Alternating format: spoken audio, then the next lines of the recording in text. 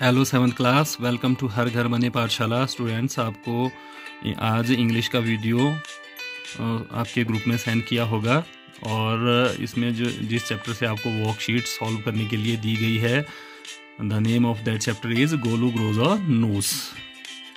तो आपने वीडियो को देख के इन क्वेश्चंस के आंसर करने थे, आपने कर भी लिए होंगे। अगर नहीं किए हैं तो इसके लिए आप इस वीडियो को देखकर क्वेश्चन को सॉल्व कर सकते हैं। तो let us start. Answer the following question on the basis of your understanding of the chapter. तो आपके चैप्टर की अंडरस्टैंडिंग के आधार पर आपने क्वेश्चन के आंसर करने थे। तो ये पेज नंबर 34 से क्वेश्चन है। Home does Golu ask why don't you ever fly like other birds.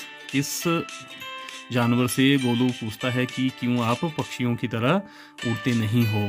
The मैना, मैना से। पिजन, कबूतर से। द ऑस्ट्रिच, शुतुरमुर्ग से। द जिराफ या जिराफ से। तो इसमें ऑस्ट्रिच होगा, ये राइट आंसर है। Which uncle of Golu had red eyes. Golu के किस अंकल की लाल आंखें होती हैं। The monkey, the giraffe, the red, the hippopotamus. तो इसमें राइट चॉइस होगी the hippopotamus.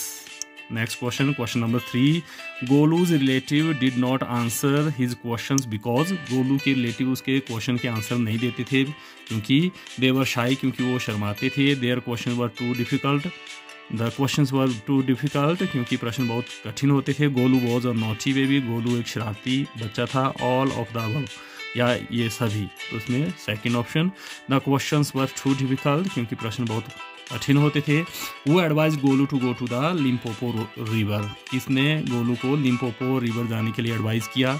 It was the giraffe who advise Golu to go to the Limpopo river. क्या जिराफे ने उसको सजेस्ट किया। Myna advise Golu to go to the Limpopo river, या myna पक्षी ने उसको लिम्पोपो रिवर जाने के लिए कहा। Hippopotamus gave this advice to Golu, या हिपोपोटेमस ने ये एडवाइस दी गोलू को। Golu was advise to go to the Limpopo river by the python, या पाइथन ने उसको एडवाइस किया। तो इसमें सेकंड ऑप्शन राइट ऑप्शन है। Myna advise Golu to go to Limpopo river. Fifth question, why did Golu go to the river. Golu river पर क्यों गया। टू टेक बाथ, नहाने के लिए। To meet crocodile and ask him what he has for dinner, या crocodile को ये पूछने के लिए वो डिनर में क्या लेता है।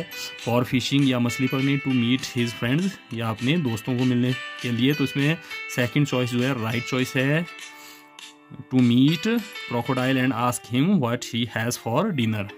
Sixth question, the crocodile lay on the bank of the Limpopo river. वो वहाँ लिम्पोपो रिवर के ऊपर लेटा रहता था। Golu thought it was, Golu ने सोचा कि ये क्या है। अ लिविंग क्रोकोडाइल, एक जीता जागता मगरमच्छ। अ डेड क्रोकोडाइल, या मरा हुआ क्रोकोडाइल। अ मैन, या आदमी। अ लॉग ऑफ वुड, तो इसमें राइट ऑप्शन होगा अ लॉग ऑफ वुड। उसने सोचा था कि ये कोई लॉग ऑफ वुड है।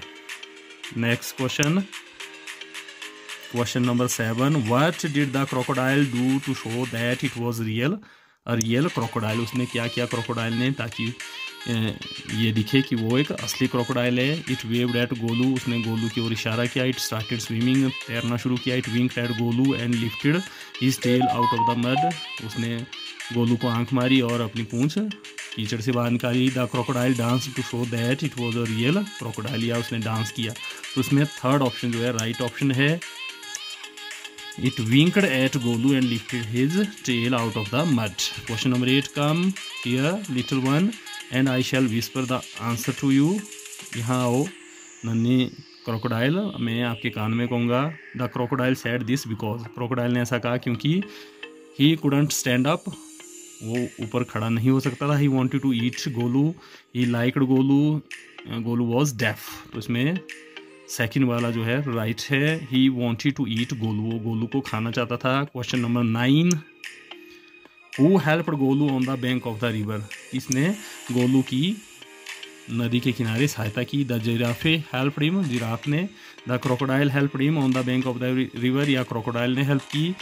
He was helped by the python, या पाइथन ने उसकी हेल्प की। इट वॉज मैना who helped him on the bank of the river, या मैना पक्षी ने उसको नदी के किनारे सहायता की। तो इसमें थर्ड ऑप्शन राइट ऑप्शन है। He was helped by the Python, Python ने उसकी सहायता की। Next question,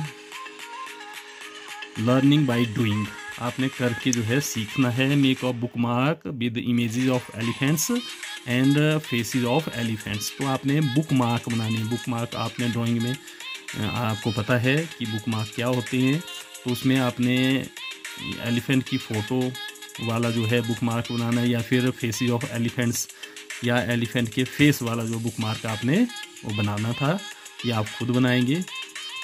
next question, think and complete the following sentences statements, तो आपने सोचना है और इन स्टेटमेंट्स को आपने पूरा करना है। Golu's parents and relatives could not answer all his questions, Golu के रिश्तेदार और उसके माता पिता उसके प्रश्नों का जवाब नहीं दे सकते थे, बिकॉज, क्योंकि यहाँ से आगे आपको ब्लैंक था बिकॉज, तो जैसे मैंने मेरे विचार से जो मेरे मन में आया मैंने वो लिखा है। अब ज़रूरी नहीं है कि यहीं ठीक हो, कुछ और भी ठीक हो सकता है, आप अपने आप भी सोच सकती हैं। बिकॉज जैसे मैंने लिखा, his questions were too difficult, क्योंकि उसके प्रश्न बहुत ज़्यादा कठिन होते थे इसलिए वो जवाब नहीं दे पाते थे। Golu asked many questions, Golu कई प्रश्न पूछता था, बिकॉज, क्योंकि यहाँ से आगे ब्लैंक था, तो आपने क्यों वो प्रश्न पूछता था, तो जैसे मैंने लिखा है, he was full of questions, क्योंकि वो क्वेश्चनों से भरा हुआ था।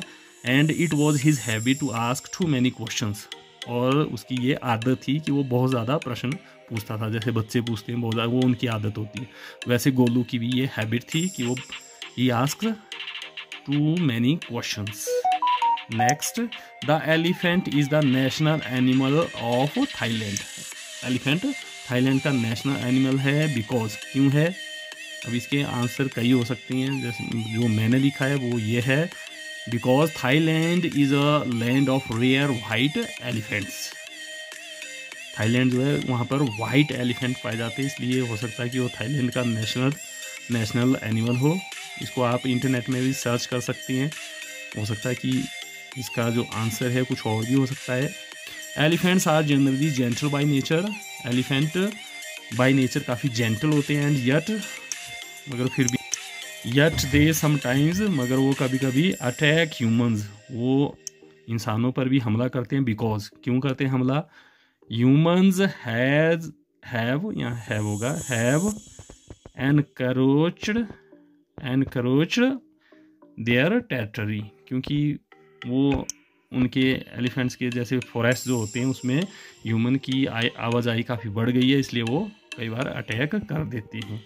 Next question, elephants usually travel in hertz, elephant जो है ग्रुप में, समूह में, झुंड में यात्रा करते हैं, बिकॉज, क्यों करते हैं, मैंने लिखा है यहाँ पर, because of the safety of their young ones, अपने बच्चों की सुरक्षा के लिए। And elephant is a social animal, और एलिफेंट सोशल एनिमल होते हैं, वो हमेशा झुंड में रहते हैं, जैसे ह्यूमन जो है वो परिवार में रहते हैं, वैसे वो भी अपनी हर्ड्स में रहते हैं, ग्रुप्स में रहते हैं।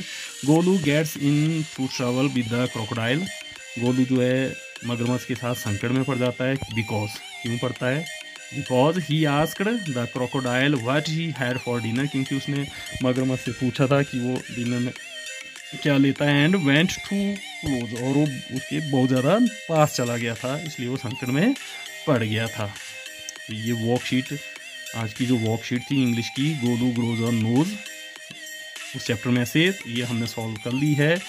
आप इनको अपनी फेयर कॉपी में राइट करके अपने टीचर को इसका फ़ोटो सेंड कीजिएगा। Have a nice day, thank you.